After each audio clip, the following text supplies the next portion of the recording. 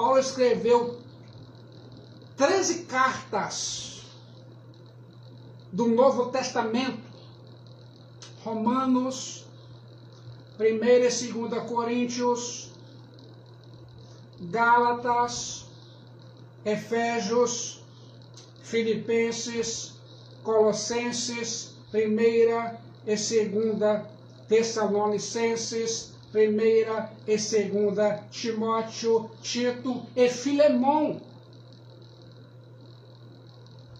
Iniciei em 2023 as pregações na carta do apóstolo Paulo e só falta concluir as pregações das seguintes cartas. Romanos, estamos no capítulo 8, 1ª Coríntios, capítulo 1, 2ª Coríntios, já estou no capítulo 9.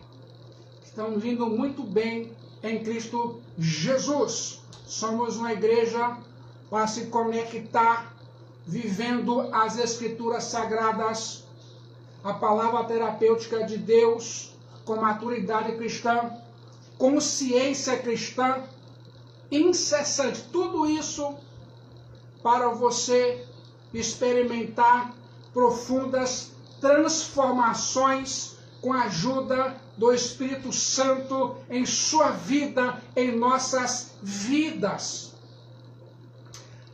As cartas do apóstolo Paulo são mais conhecidas do que qualquer obra jamais escrita na história da humanidade. As cartas do apóstolo Paulo têm sido alimento espiritual diário para milhões de cristãos em todos os tempos.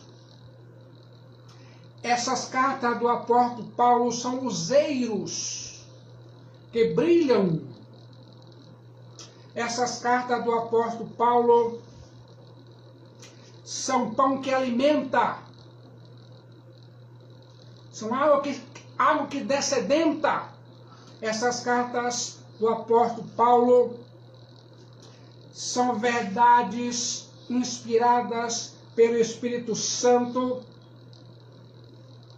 que ensinam, exortam e levam as pessoas a Jesus Cristo, o Filho de Deus Salvador, todos os dias. Depois de convertido a Jesus, logo o apóstolo Paulo transforma-se em um pregador do Evangelho. Em vez de perseguir os cristãos, Paulo promove a fé evangélica. Em vez de tapar a boca dos cristãos, Paulo abre a boca para testemunhar o nome de Jesus. Mais uma vez, continue ouvindo o decreto da palavra de Deus, a Bíblia. O compromisso do apóstolo Paulo com a igreja de Deus. Assim como o apóstolo Paulo se gastou no Evangelho para cuidar da igreja de Deus, o crente, o líder espiritual, deve cuidar de todo o rebanho e não apenas das ovelhas mais dóceis. A Bíblia diz em Atos 20, versículo 28, Atos 20, 28, atendei por vós e por todo o rebanho sobre o qual o Espírito Santo vos constituiu bispos para pastoreardes a igreja de Deus, o qual ele comprou com seu sangue. Jesus transforma. Há ovelhas, irmãos e irmãs, dóceis e ovelhas indóceis. Há ovelhas que obedecem ao comando do pastor e ovelhas que se rebelam e fogem sob o cajado do pastor. Há um grande perigo de o pastor cuidar apenas das ovelhas amáveis e deixar de lado as outras. O decreto da palavra de Deus é que o pastor ou bispo deve cuidar de todo o rebanho. Todo o rebanho. O pastor precisa saber que ele não é o dono da igreja, mas servo. Pastor é servo da igreja. A igreja é de Deus, a qual ele comprou com seu próprio sangue. O pastor deve ser o guardião e o protetor da igreja. Há muitos falsos pastores com suas perniciosas heresias tentando entrar na igreja de Deus. O perigo, porém, não vem apenas de fora, mas de dentro.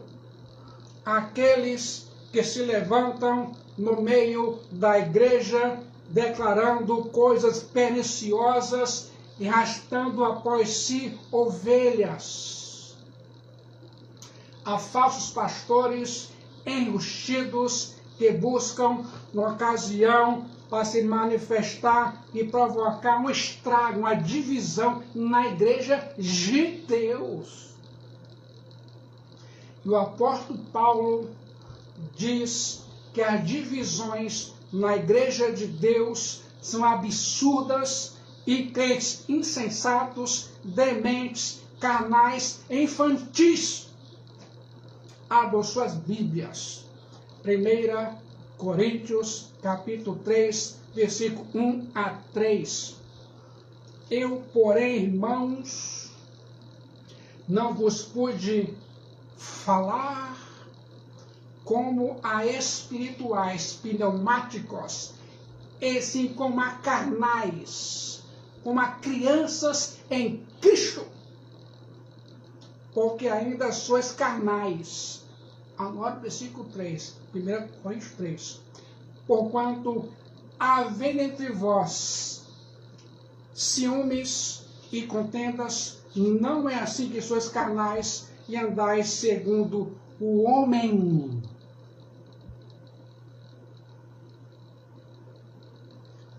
O apóstolo Paulo exortou a igreja de Corinto. 1 Coríntios 1, versículo 10. Rogo-vos, irmãos, pelo nome de nosso Senhor Jesus Cristo, que faleis todos a mesma coisa, e que não haja entre vós divisões, antes sejais inteiramente unidos na mesma disposição mental, no mesmo parecer. 1 Coríntios 1, versículo 10. A palavra grega divisão, cisma, significa rasgar um tecido. O que o apóstolo Paulo está dizendo é que havia na igreja de Corinto algo como tecido rasgado. Era isso que alguns membros da igreja em Corinto estavam fazendo, rasgando a igreja, destruindo a igreja, matando a igreja, caluniando a igreja, murmurando sobre a igreja. E Paulo ordena: antes sejais inteiramente unidos na mesma disposição mental, no mesmo parecer. Você conheceu ou conhece crentes que causaram divisões, rasgaram a igreja, tome cuidado com eles. Vai rasgar é você. Um dia vai ficar em falta de saúde mental por causa deles. Toma distância desse pessoal. Em nome de Jesus Cristo. Distância. Distância. Que se rasga a igreja, rasga qualquer coisa. Agora sim, Romanos 8:9. Tema da mensagem, nova vida em Cristo Jesus. Romanos 8:9. Ouça o decreto da palavra de Deus. O Espírito Santo habita em nós. Romanos 8:9. Vós, porém, não estáis na carne, mas no Espírito, se de fato o Espírito de Deus habita em vós. E se alguém não tem o Espírito de Cristo, esse tal não é dele. Jesus transforma. Romanos 8:9. Por causa da obra de Jesus por nós e da ação do Espírito Santo em nós, fomos feitos morada de Deus, templos do Espírito de Deus. O Espírito Santo habita em nós, aquele que nem os céus dos céus podem conter, agora habita em nós, crentes verdadeiros, vasos frágeis de barro. Somos a casa de Deus, o templo da sua habitação. A evidência de que somos de Jesus Cristo é a habitação do Espírito Santo em nós. É o Espírito Santo quem aplica a obra da redenção, da salvação em nós. Sem sua presença e a ação do Espírito Santo, nenhum homem, nenhuma mulher pode tornar-se um cristão. Passamos a pertencer a Jesus primeiro pelo Espírito Santo e depois na igreja pelo batismo. Você sabia? Ouça o decreto da palavra de Deus. O Espírito Santo vivifica o nosso espírito. Romanos 8, versículo 10. Jesus transforma. Se, porém, Cristo está em vós, o corpo, na verdade, está morto por causa do pecado, mas o Espírito é vida por causa da justiça. Romanos 8:10. Prestem bastante atenção na voz da palavra de Deus. Tema da mensagem, a nova vida em Jesus Cristo. Quando Paulo afirma que se Cristo está em nós, o corpo, na verdade, está morto por causa do pecado, mas o Espírito é vida por causa da justiça. E precisamos entender o que Paulo está realmente dizendo. Ficou interessado? Quer ouvir? Certamente, o apóstolo Paulo não alega que o corpo físico já está morto, uma vez que nos ordenou mortificar os feitos do corpo. Romanos 8:13. A Bíblia diz, Romanos 8:13. Porque se viverdes segundo a carne, caminhais para a morte. Mas se pelo Espírito mortificardes os feitos do corpo, certamente vivereis. Romanos 8,13. O princípio da decomposição que leva à morte encontra-se em cada um de nós. Assim, em meio à nossa mortalidade física, nosso espírito está vivo, pois fomos vivificados, ganhamos vida em Jesus. Nosso corpo tornou-se mortal em virtude do pecado de Adão, mas nosso espírito está vivo por causa da justiça do Filho de Deus, Cristo Jesus. Pense nisso. Nós, os crentes modernos, temos ainda de nos submeter à morte com o salário do pecado, pois somos pecadores. Entretanto, uma vez que Jesus está em nós, mediante a habitação do Espírito Santo, temos a presença do Espírito Santo com garantia de que finalmente seremos ressuscitados dentre os mortos para a glorificação na parousia, a segunda vinda em glória do Filho de Deus, Jesus Cristo. O apóstolo Paulo diz não apenas que o Espírito Santo está em nós, Romanos 8,9, mas Jesus está em nós, Romanos 8,10. Se, porém, Cristo está em vós, o corpo, na verdade, está morto por causa do pecado, mas o Espírito é vida por causa da justiça de Jesus Cristo.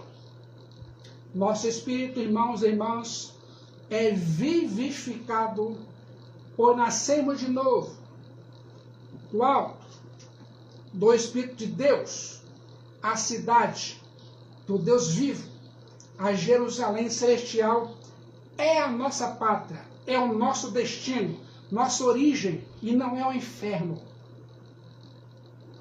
Continue ouvindo o decreto da palavra de Deus. O Espírito Santo vai dar vida ao nosso corpo mortal. Romanos 8,11.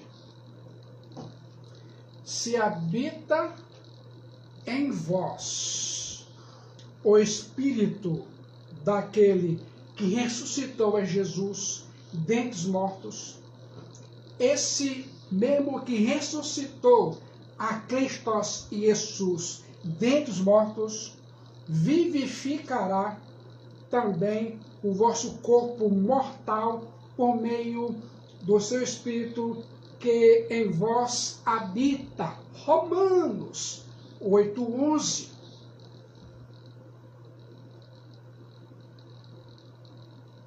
Se a consequência do pecado de Adão é nossa morte física, o resultado da justiça de Jesus Cristo, o Filho de Deus Salvador, é nossa vida espiritual, a vida eterna.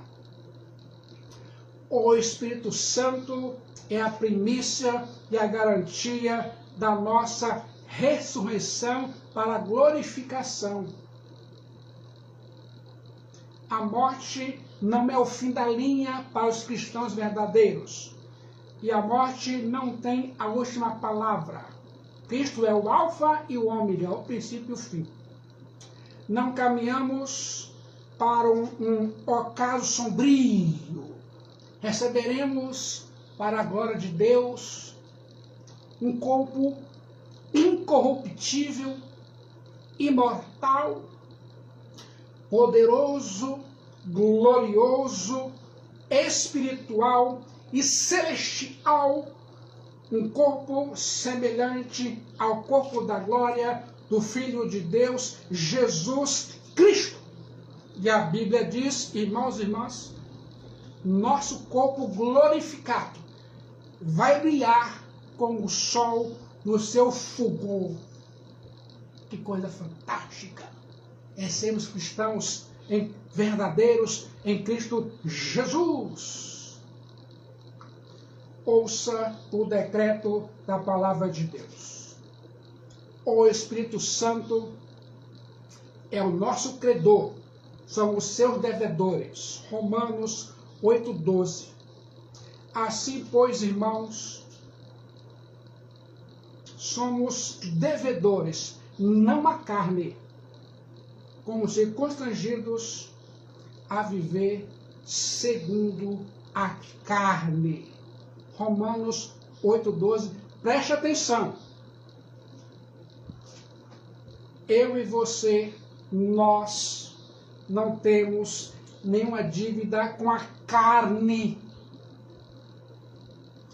O conjunto de desejos, motivos, afetos, propensões, princípios e propósitos pecaminosos.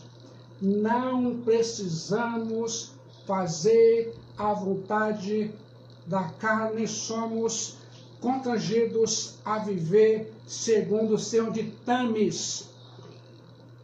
Ouçam a voz da palavra de Deus.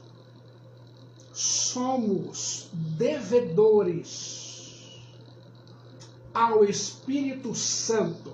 Somos devedores ao Espírito Santo. O Espírito Santo habita em nós e nos capacita a viver em novidade de vida. Essa é a fonte do poder que conduz os crentes modernos à santidade. O Espírito Santo. Todo crente moderno, portanto, é eternamente devedor ao Espírito Santo, mas nada deve à carne. O dever do crente moderno não se funda na obrigação moral, antes é uma dívida a saldar. Ficou interessado? Continue ouvindo o decreto da palavra de Deus. Jesus transforma. O Espírito Santo nos capacita a triunfar sobre o pecado. Romanos 8,13. Porque se viverdes segundo a carne, caminhais para a morte.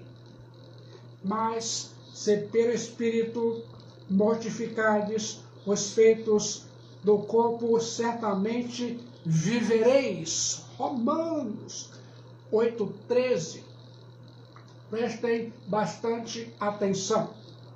Só há dois estilos de vida: viver segundo a carne ou mortificar os feitos do corpo pelo Espírito Santo. Os que vivem segundo a carne caminham para a morte, para o inferno. Os que pelo Espírito Santo mortificam os feitos do corpo têm a garantia da vida, a vida abundante e verdadeira.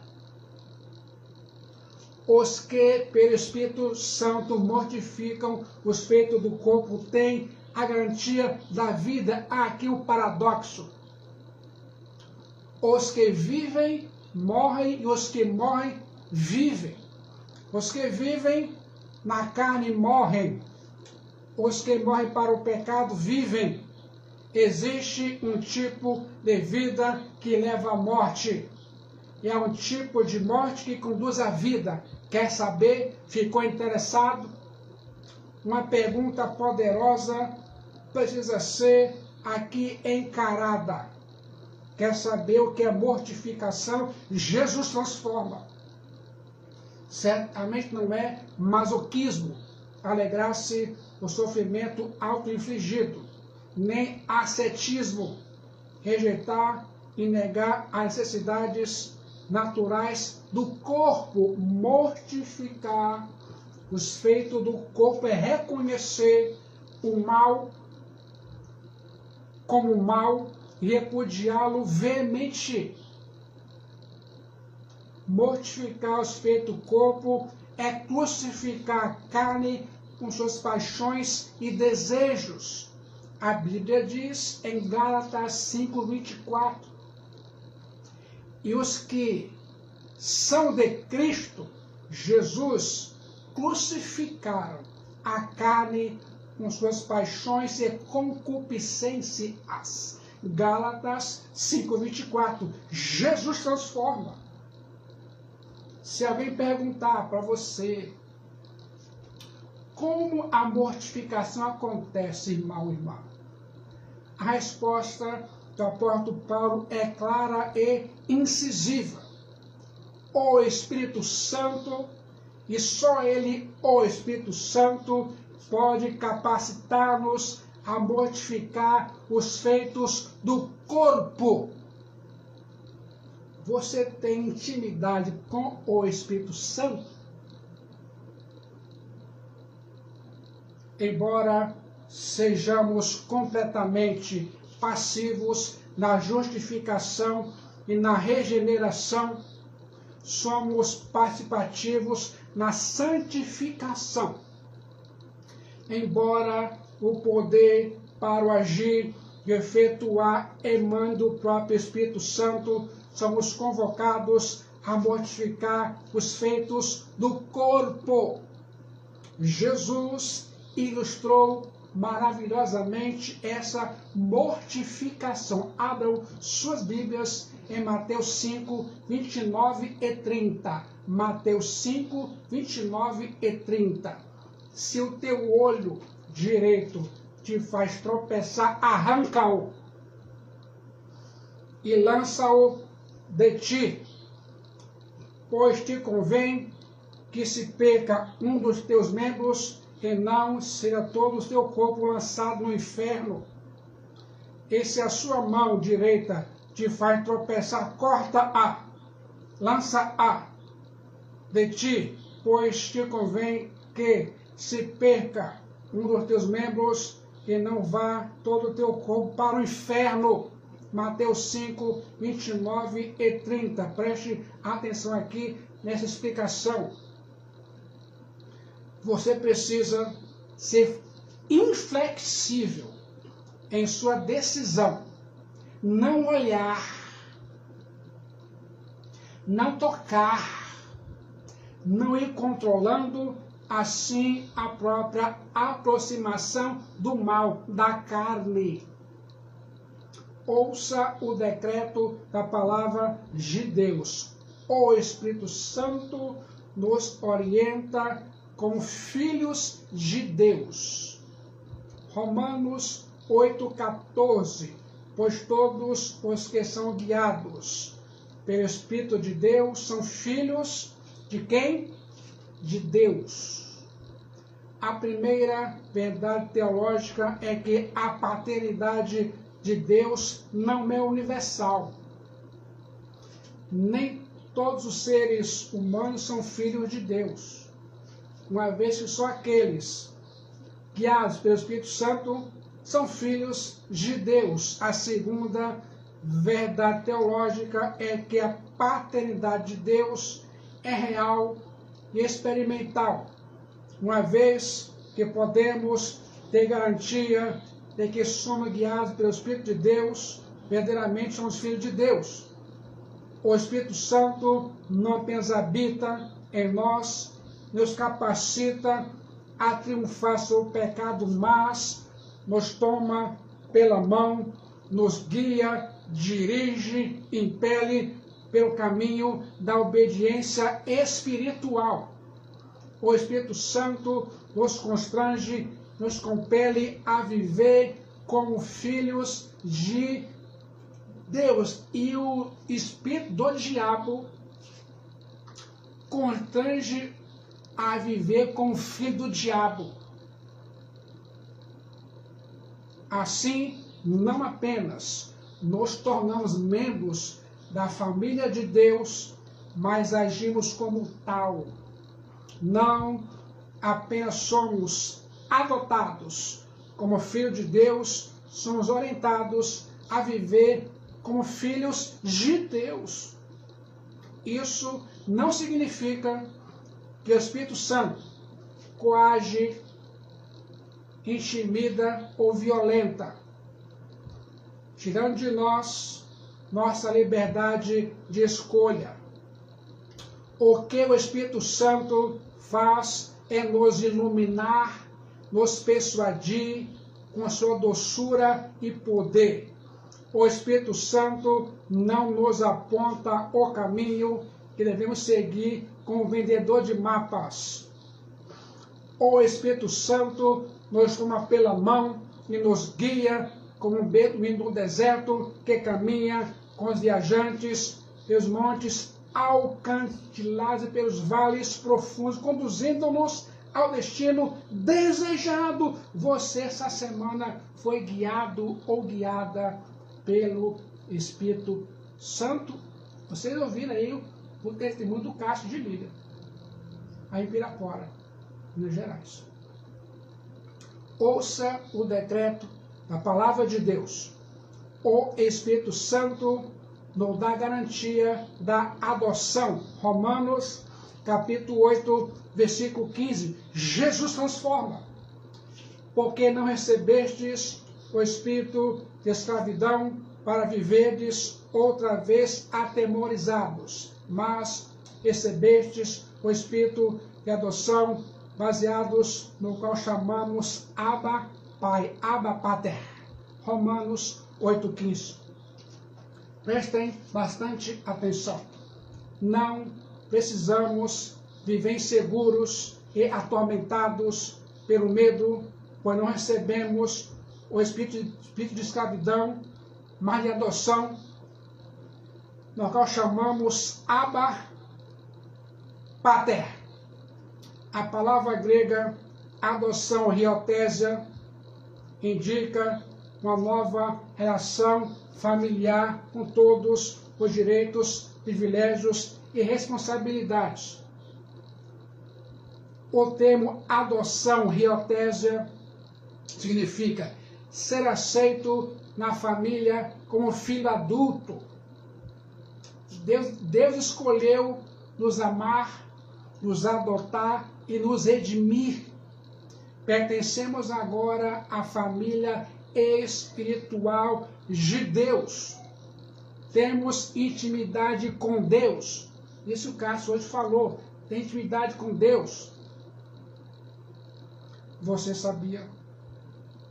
O termo adoção pode soar com certo artificialismo aos nossos ouvidos, mas no primeiro século depois de Cristo, um filho adotivo era um filho escolhido deliberadamente por ser seu pai adotivo para perpetuar seu nome e herdar seus bens.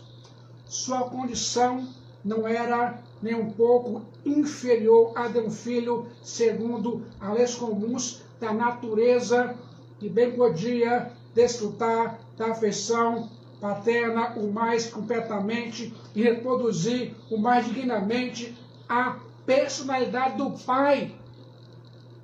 Devemos entender adoção no contexto do pátria potestas, ou seja, do poder absoluto que o pai tinha sobre os filhos. Adoção era uma transferência de uma pátria potestas para outra. Nessa transferência havia 4 consequências principais. Preste bastante atenção. Primeira, a pessoa adotada perdia todos os direitos de sua antiga família e ganhava todos os direitos de um filho totalmente legítimo de uma nova família. Segunda, o filho adotivo tornava-se herdeiro de todos os bens de seu novo pai, ainda que nascessem depois outros filhos com verdadeira relação sanguínea, isso não afetava seus direitos. Terceiro, legalmente, a antiga vida do adotado ficava completamente cancelada. Por exemplo, todas as dívidas eram legalmente canceladas. A pessoa adotada era considerada uma nova pessoa, que entrava numa nova vida. Quarto, aos olhos da lei, a pessoa adotada era literal e filho absoluto de seu novo pai. Agora, para nós, os cristãos verdadeiros têm não apenas a posição de filhos, mas o coração, a mente de filhos, que o nosso Pai está nos céus. Conclusão: o Espírito Santo é testemunha da nossa filiação. Romanos 8,16. O próprio Espírito testifica o nosso Espírito que somos filhos de Deus. Romanos 8,16. Não basta saber que somos filhos de Deus por adoção. Precisamos estar conscientes desse privilégio glorioso. A palavra grega aqui é teknon, crianças, e não rios, como em Romanos 8,14. A palavra grega simartireo testifica, é composta de duas palavras. O prefixo sim, com, e matíria, testemunha. O Espírito Santo testifica. Neste caso, haveria duas testemunhas. O Espírito Santo testifica. O Espírito Santo confirmando, são os filhos, endossando e conscientizando o nosso espírito sobre a paternidade de Deus. Você sabia que o diabo tem filho? Filho do diabo? Eu sou filho de Deus, em Cristo Jesus.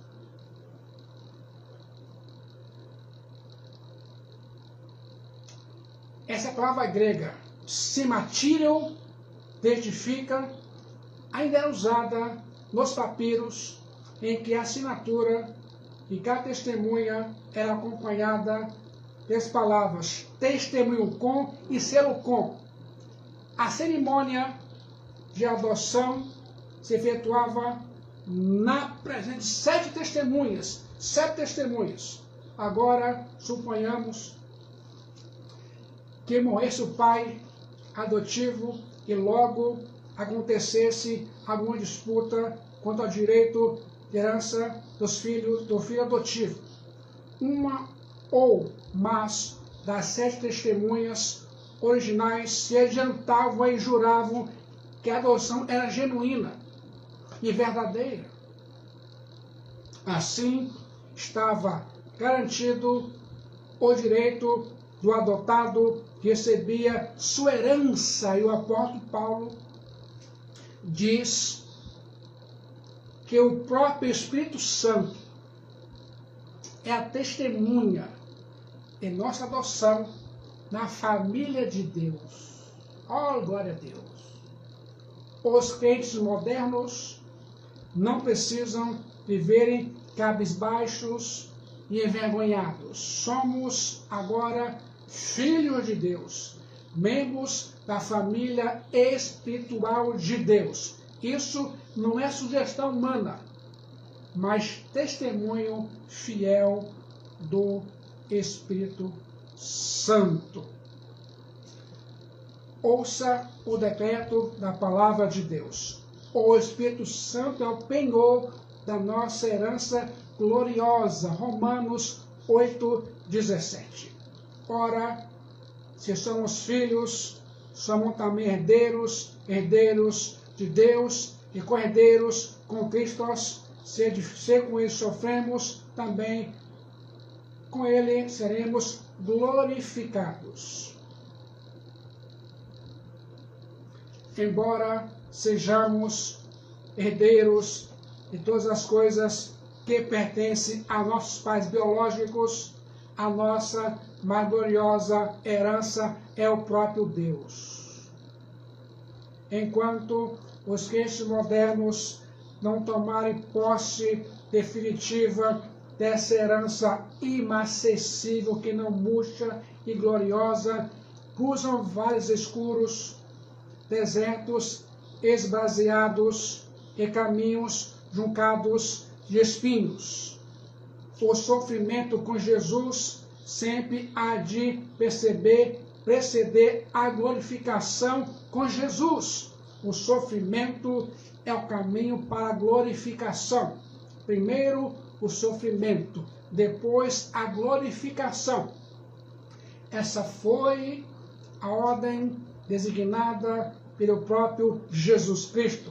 O sofrimento é o necessário prelúdio da glorificação. É confortador saber que todos quantos participam do sofrimento de Jesus, por fim, ouvirão de seus lábios as palavras de boas-vindas. Bem-estar, servo bom e fiel, entra no meu descanso. Mateus 25, 21. Espero um dia ouvir com meus ouvidos essa palavra de Jesus. Bem-estar, servo bom e fiel, entra em meu descanso, em minha pátria, em minha cidade. Jesus nos abençoe como igreja em todos os níveis e sentidos espirituais, obedecendo ao Espírito Santo para a glória de Jesus Cristo. Amém. Vamos às orações com a irmã Genesi.